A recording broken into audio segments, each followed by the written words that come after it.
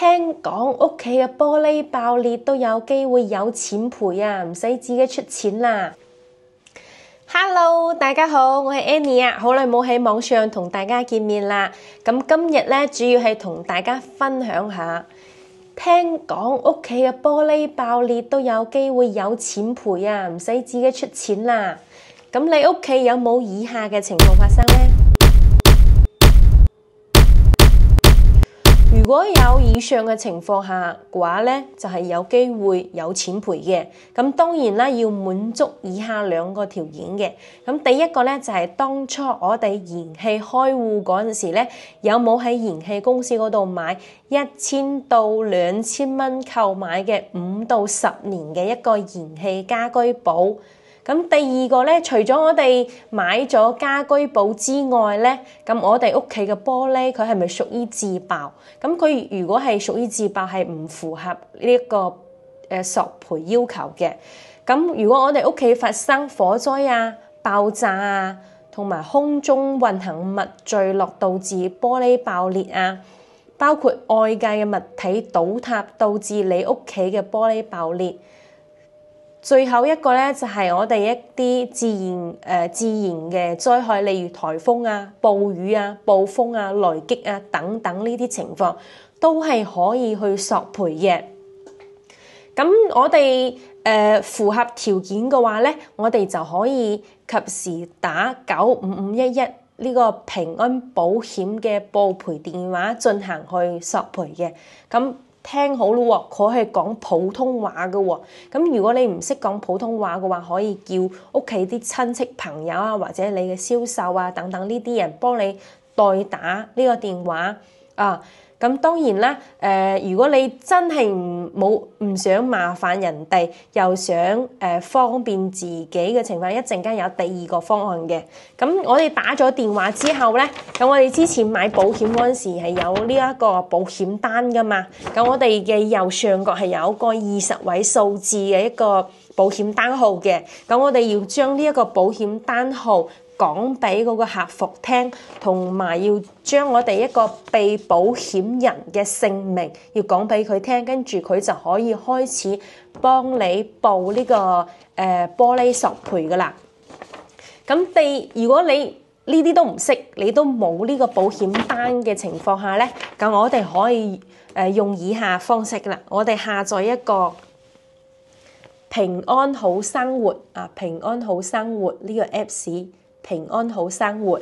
咁下載咗之後咧，我哋就用大陸電話登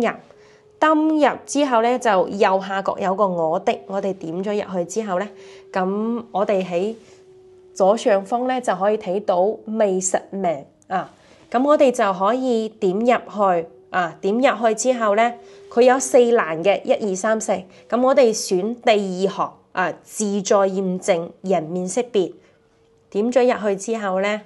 咁我哋第一欄，如果你係大陸人咧，就直接填資料就得噶啦。咁如果你係港澳人士咧，咁第一個國籍地區呢個位置咧，我哋要揀翻香港。咁點咗入去選擇，滑到最下邊，滑到最下邊咧就點中國香港啊。點完之後就輸入自己嘅中文全名啊，簡寫，跟住證件類型嘅話咧，呢度有個港澳通行證咁。港澳居民來往內地通行證揀佢啊，跟住填翻自己嘅回鄉證嗰個 number 上去。咁如果呢個驗證唔到嘅情況下咧，咁我哋通行證嘅回鄉證嘅號碼係一樣保持不變，就將個證件類型咧就改翻去護照。因為有陣時佢好似呢個業主咁樣，佢都係證件類型咧，嗰個姐姐因為佢燃氣公司嗰度冇得揀，就揀咗護照啊。如果係回鄉證都已經可以驗證到嘅話，就唔使理佢噶啦啊。大概半個鐘左右嘅話，佢就會驗證成功。咁驗證成功咗之後咧，咁我哋有機會睇到佢上邊可能有機會睇到係顯示保單係0份嘅，唔緊要，我哋照樣將點入去我的保單嗰度，佢就會睇到啊我哋嘅燃氣保險噶啦啊保險，跟住咧係我哋保險下邊有幾個四四嘅字嘅，有3個啊。咁我哋就點呢一個第一個在線理賠啊，點在線理賠進行網上提交資料。咁到時咧，佢就會有個平安保險公司嘅職員，佢就會打電話俾你或者加你微信啊，叫你提供所需要嘅資料。咁記住咯，發生任何問題，玻璃爆裂嘅問題，請第一時間影相啊，影相跟住報保險。咁如果係保險公司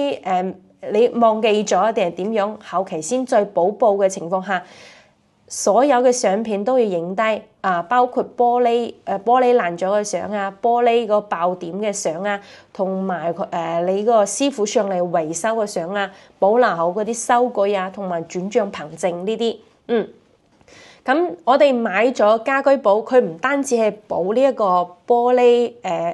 爆裂嘅問題嘅，咁佢仲有其他嘅。咁例如我哋燃氣爆炸、燃氣意外啊、房屋損壞啊、居家嘅一個責任啊、家庭財產啊，同埋屋企嘅主體啊，同埋屋企嘅裝修一個損壞啊，包括我哋嘅水暖管爆裂啊，同埋保你屋企同埋樓下屋企嘅一個保障啊，咁同埋我哋一個家用電器嘅損壞啊，法定傳染病身故，同埋入室搶劫嘅一個損失。跟住咧，記住咯，入室搶劫第一時間110報警先登記先。咁當然啦，我哋關於房屋維修同埋一個主體損壞嘅情況下，如果你喺屋企喺保修期內，請第一時間揾翻發展商物業嘅維修部去報修，同埋揾翻你嘅裝修公司，叫佢幫你去維修。咁當然啦，如果佢哋唔肯維修嘅情況下，即係有爭拗嘅情況下，咁第一時間報保險公司，我哋自己去處理又快啊。咁當然啦，如果你覺得呢個視頻有用嘅情況下咧，記得俾個讚我啊，同埋俾個心心我啊，多謝晒。咁當然啦，都要同大家宣傳下 Annie 嘅。咁如果你喺成個大灣區有需要買樓賣樓，都可以揾 Annie，一定俾到最優惠價錢，同埋咧最好嘅最優質嘅一個服務俾到你嘅。咁今日分享就到呢度啦，拜拜，下次見。